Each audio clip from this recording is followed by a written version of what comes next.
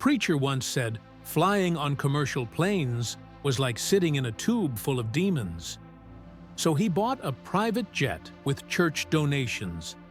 Another was caught with a hidden earpiece, while his wife whispered people's names from backstage, pretending God told him. One asked followers to send $300 each so he could buy a $65 million airplane. These aren't just rich pastors. They're men who turned faith into a business and suffering into profit. Some abused children. Others faked miracles. And millions never knew the truth until it was too late. Adnan Octar. In November 2022, a Turkish man named Adnan Octar was sentenced to 8,658 years in prison, one of the longest sentences ever handed down in modern legal history. On the surface, Octar appeared to be a religious figure.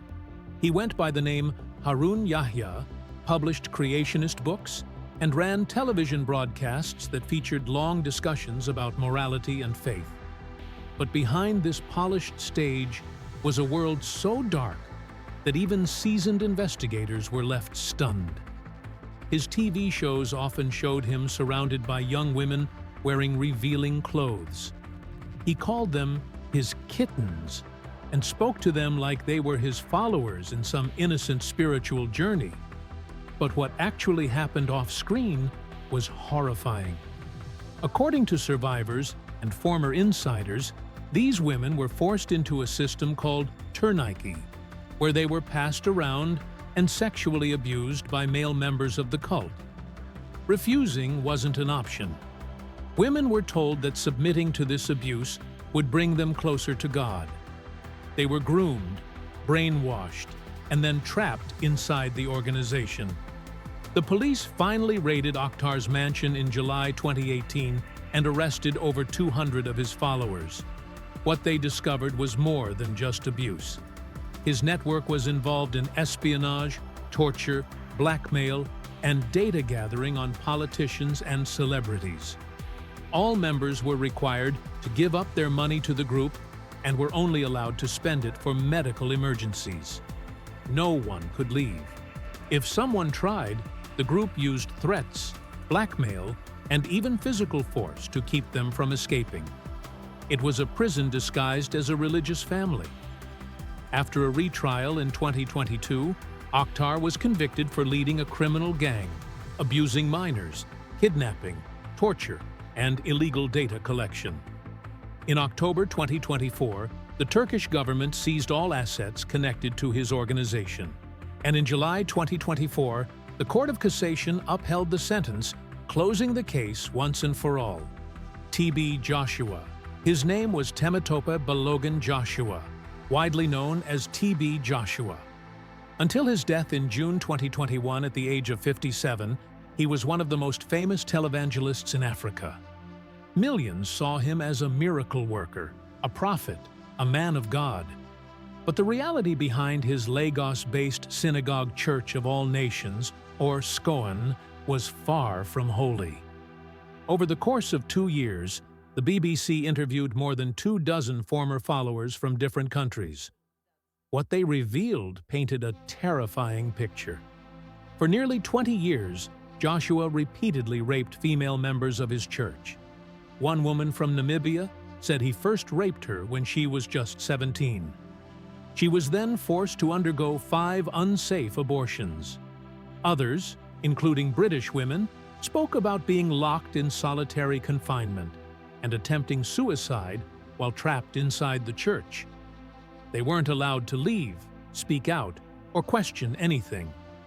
The physical abuse was also relentless. Disciples were regularly whipped with cables, beaten with horsewhips, and deprived of sleep for days. Some lived like prisoners for more than a decade. They were isolated from their families and convinced that Joshua was the only path to salvation. In total, over 150 people were essentially held captive within SCOAN's walls. And then came the day of the collapse. On September 12, 2014, a guest house on the church's grounds crumbled without warning. It killed 115 people. 84 of them were South Africans who had come to witness Joshua's so-called miracles. A coroner later confirmed the cause: criminal negligence. But Joshua didn't accept the verdict.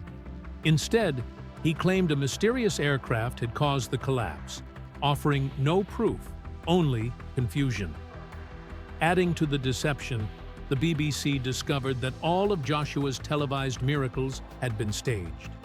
The healings were fake. The deliverances were fake. The testimonies were manipulated. Millions of followers around the world were lied to, some spending their life savings to travel and donate to a man they believed could cure them. Meanwhile, Joshua quietly built a fortune worth several $1 million, all while hiding behind God's name. Robert Morris spent decades standing behind a pulpit, preaching about morality, blessings, and divine favor, while hiding something unholy and unspeakable. Back in December 1982, he began abusing a 12-year-old girl named Cindy Clemisher. The abuse lasted for 4.5 years. While the world saw him as the charismatic founder of Gateway Church, Cindy was living in silence, being preyed upon by the very man people called pastor. That girl remained trapped until she was 17, while Morris climbed the ranks of evangelical power. By the time Morris pleaded guilty in 2025, he had built an empire. Gateway Church wasn't just big, it was colossal, ranked as the 9th largest megachurch in America with nearly 26,000 attendees every week. His books like The Blessed Life flew off shelves. His speaking fees ranged from $500,000 to $1 million per event. Estimates of his net worth ranged from $10 million to as high as $117 million. People gave generously, believing they were supporting a sacred mission. Instead, they were fueling the lifestyle of a man hiding a criminal past. Even politics couldn't resist his influence. Morris served on Donald Trump's Evangelical Advisory Board during the 2016 campaign. Trump's 2020 Roundtable on Transition to Greatness was held right inside Gateway Church. That event included high-profile figures like Attorney General William Barr and other Republican elites. While victims suffered in silence, Morris dined with power. And for years, he downplayed everything. He referred to his abuse of a child as an inappropriate relationship with a young lady. That phrasing wasn't a mistake. It was a calculated move to blur the truth. The leaders around him weren't blind either. Key figures in Gateway Church knew what had happened and helped cover it up. It wasn't just a personal failure. It was a coordinated institutional silence. On October 2, 2025, the court stripped away his masks. Morris pleaded guilty to 5 counts of lewd acts with a child. His sentence? Just 6 months in county jail, despite the 10-year term. He'll pay $270,000 to his victim. He'll register as a sex offender. But Gateway Church now faces a reckoning of its own. Attendance has dropped by 40%. Donations have cratered by nearly the same margin. Lawsuits are piling up, including RICO charges that accuse the church of financial fraud. Todd Bentley, born in 1976, his life spiraled early. At just 15, he was convicted of sexually assaulting a 7-year-old. Before religion, he ran with the Hells Angels and fought a losing battle with drugs. His transformation into a pierced, tattooed preacher looked like redemption. But what followed left people battered. Literally. By 2008, Bentley had become the headline act at the Lakeland Revival in Florida. In just 4 months, 400,000 people flooded into his services. He claimed to heal with divine power, but his methods were brutal. He kicked an elderly woman in the face. He kneed a man with stage 4 colon cancer. He smashed a disabled woman's legs like he was swinging a bat. He choked worshipers. He hit one man so hard, the guy lost a tooth. When asked why, Bentley casually said God had told him to do it. He boasted of raising 25 people from the dead. None of it could be verified. ABC News couldn't find a single confirmed miracle.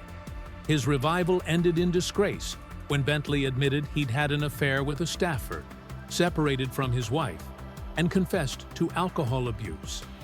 Then came more revelations. For 15 years, there was a steady stream of vile behavior: adultery, sexting, drinking, and using crude language while cloaked in holy robes. In 2020, a panel of charismatic leaders said enough. They ruled him unfit for ministry, but not everyone agreed.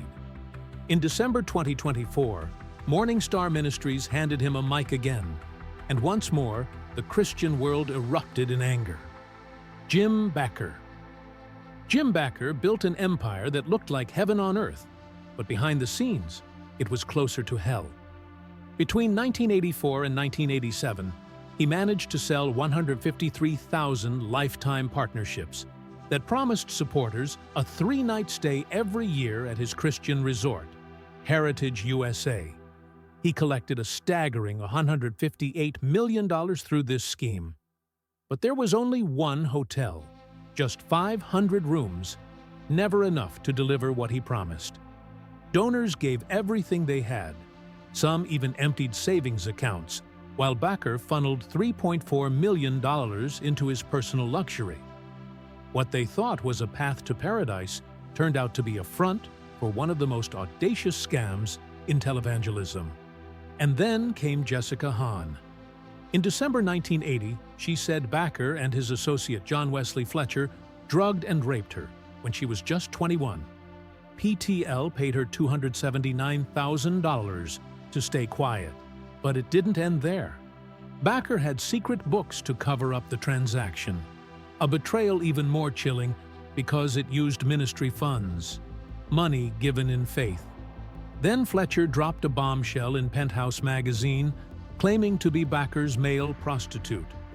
He said they had sex at least 3 times and accused Bakker of asking him to bring young men backstage after broadcasts. In 1989, justice finally caught up. Judge Maximum Bob Potter sentenced Bakker to 45 years in federal prison and slapped him with a $500,000 fine. He only served 5 years, but walked out without a shred of shame. Instead of fading away, Bakker returned, this time selling fake cures. In 2020, at the height of the COVID pandemic, he peddled Silver Solution for up to $300, promising it could cure coronavirus in 12 hours and wipe out HIV. The FDA issued warnings. Missouri's Attorney General sued him. But Bakker just kept pushing his miracle snake oil to desperate people looking for hope. Jail didn't stop him. Public shame didn't stop him. And somehow, neither did the law. Jimmy Swaggart. At the height of his fame, Jimmy Swaggart Ministry was worth $141.6 million. He had the country in his hands until February 16, 1988. That's when Marvin Gorman, a televangelist he had ruined 2 years earlier, got revenge. Gorman's son and son-in-law followed Swaggart to a cheap motel in Metairie, Louisiana. There, they snapped the photo that destroyed everything. Swaggart stepping out of room 7 with Deborah Murphy, a known prostitute. This wasn't just karma. It was calculation. Swaggart had publicly accused Gorman of multiple affairs in 1986, which got Gorman defrocked. Gorman sued for $10 million, settled for $175 million, and decided to take down Swaggart with the same weapon: humiliation. When Murphy sold her story to Penthouse for $210,000, the country was stunned. Swaggart never had intercourse with her. Instead, she said he paid her to pose nude while he masturbated. She described his car filled with nudie magazines. This was the man millions trusted as their moral compass. On February 21, 1988, Swaggart went on national TV and cried, "I have sinned."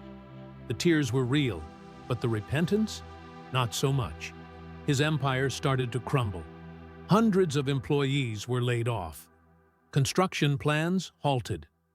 The Assemblies of God tried to make him take a 2-year break for rehabilitation, but he refused, and so they defrocked him. Then, in 1991, he was caught again with another prostitute. This time he blamed demon spirits. Even decades later, the scandals didn't stop. His son Donnie was accused of stealing ministry funds, and while Swaggart's reputation was in ruins, the ministry still managed to collect up to $5 million in PPP loans during the COVID pandemic. He died in 2025 at age 90, not with dignity, not in glory, but as a symbol of hypocrisy that never quite got erased, no matter how many times he said sorry. Peter Popoff. Peter Popoff was once the face of miracles on TV. People believed he had a direct line to God. They cried when he called out their names and healed their sicknesses in crowded arenas. What they didn't know was that a tiny earpiece in his ear was doing all the work. In 1986, magician James Randi exposed everything on Johnny Carson's show.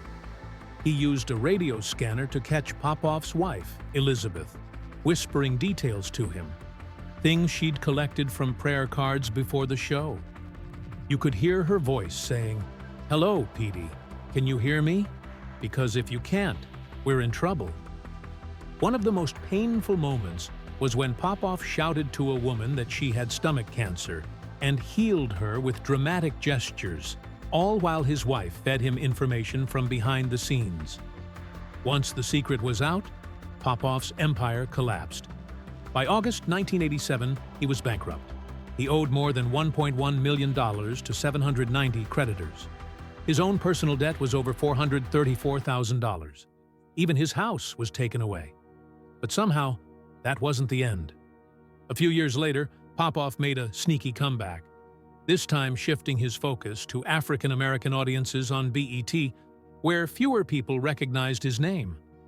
By 2005, he was back in business, making over $23 million a year. He paid himself more than $628,000, and even today, he lives in a $4.5 million mansion in Bradbury, California. His new trick is selling Miracle Spring Water, which is just cheap bottled water from Costco, packaged by his daughter. He tells people to send $19 in seed money and promises that they'll receive blessings ranging from $1,900 to $19,000. The scam is still working. Popoff's net worth today is around $10 million. He keeps getting exposed, but he never stops. Robert Tilton. Robert Tilton was another TV preacher who pulled in millions. At the height of his fame, he was making $80 million a year from his Success in Life ministry. People mailed him letters begging for help, asking for prayers, and sending money. But in 1991, ABC's Primetime Live revealed something horrifying. Tilton's team was throwing away the letters and keeping only the cash. Investigators from the Trinity Foundation found piles of these prayer requests in dumpsters behind Tilton's bank and his lawyer's office. Not just once, but on 14 different days in just 1 month. A woman named Patricia Morrow, who worked at the mail center in 2001, confirmed the nightmare. She said they were told to sit down with a letter opener, take out the money, and throw the rest away. The letters were heartbreaking. People were dying. They couldn't afford food. Their kids had cancer, and all of it was trashed. While people were suffering, Tilton was living large. He owned a 12,000-square-foot mansion in Miami Beach, worth $139 million. His show aired in every U.S. TV market. At one point, he was richer than Madonna. But after the ABC story broke, lawsuits followed. One couple sued him and won $1.5 million after giving $3,500 for a crisis center that never existed. By 1993, Tilton's ministry collapsed. He went from 750 employees to just 32. Kenneth Copeland. Kenneth Copeland has built a life so unbelievable that even Hollywood would hesitate to script it. He's not just a pastor, He's a billionaire televangelist with a jaw-dropping empire powered by faith and funded by followers. At nearly 90 years old, Copeland controls a ministry that many say feels more like a corporation than a church.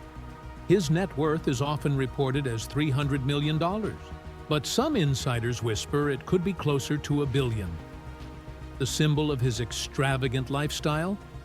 A collection of private jets worth over $17.5 million. One of them, a Gulfstream Vi, was bought directly from Tyler Perry. And not with business earnings, but with church donations. When a reporter from Inside Edition caught up with him in 2019 and asked why he doesn't fly commercial, his answer became instantly infamous. He said flying with the general public was like being in a long tube with a bunch of demons, and he meant it. With a wide grin, he declared himself a very wealthy man and said flying commercial would make him stop 65% of what I'm doing. He resides in a lakefront mansion that looks more like a resort. It spans 18,000 square feet, has 6 bedrooms, 6 bathrooms, and its own private airport. The property is officially listed as a clergy residence, which means it's tax-exempt. That loophole saves him $150,000 a year, a bill that gets passed on to regular taxpayers. His ministry refuses to reveal how much he earns. They've even gone to court to keep his compensation secret. Back in 2007, the U.S. Senate Finance Committee opened an investigation into his financial practices and those of 5 other televangelists. No formal charges were filed, but the questions never stopped. Copeland doesn't hide his views. He once said he was told by God himself to build his wife her dream home, because it's part of your prosperity. This belief, that wealth is a sign of divine favor, lies at the core of his message. Millions of followers send donations, believing their own blessings will come if they support his vision. And Copeland has shown no signs of slowing down. Hinn. His entire empire was built on promises of miracles, and for years, millions tuned in to watch him heal the sick. But behind the stage lights, the reality was something else entirely. Hinn is worth around $60 million. His ministry pulls in over $100 million each year. That income supports a luxury lifestyle few pastors could even imagine: a $10 million oceanfront mansion, multiple Mercedes-Benz cars, and a private jet that costs $112,000 per month just to keep flying. In 2017, federal agents raided his Texas headquarters. Around 50 IRS and postal inspectors walked out carrying boxes of documents. The building looked like a crime scene, and the operation followed years of financial scrutiny, including a 2007 Senate investigation into whether he was using church money for personal luxury. Then came the scandals. In 2010, Hinn was caught holding hands with televangelist Paula White while still married. The photos sparked a media firestorm. His wife Suzanne filed for divorce shortly after, citing irreconcilable differences. A Christian media company even sued him for $300,000, claiming he broke a morality clause in his contract. Although the couple remarried in 2013, Suzanne filed again for divorce in 2025. They now live separately in million-dollar homes nearly 60 miles apart. Despite years of scrutiny, Hinn continued to appear on major TV networks. NBC's Dateline, Canada's Fifth Estate, and CBS's 60 Minutes all ran exposés on him, revealing how many of his healings were faked or exaggerated. Then, in 2024, he did something unexpected. He publicly admitted he had given false prophecies, that many of his messages were not from the Lord. It was a rare moment of honesty, but the repentance didn't last long. Despite saying he'd turned away from prosperity gospel teachings, he continued raising money the same way he always had, promising hope in exchange for donations. Creflo Dollar built his name preaching prosperity, but behind the pulpit, his world unraveled in ways his followers never expected. It wasn't just the lavish lifestyle or the polished sermons, it was the night everything fell apart. On June 8, 2012, at his Georgia mansion, things took a violent turn. His 15-year-old daughter wanted to go to a party. He said no. It escalated. According to the police, he choked her, punched her, and beat her with a shoe. Scratches marked her neck. His older daughter, 19, told deputies she saw it all. Her father grabbing, slapping, and choking her sister before throwing her to the ground. He was arrested, posted a $5,000 bond, and walked out. Later, he paid $1,072 in court fees and went through anger management. Charges were dropped, but the image was damaged. This wasn't the first time Creflo Dollar's empire faced fire.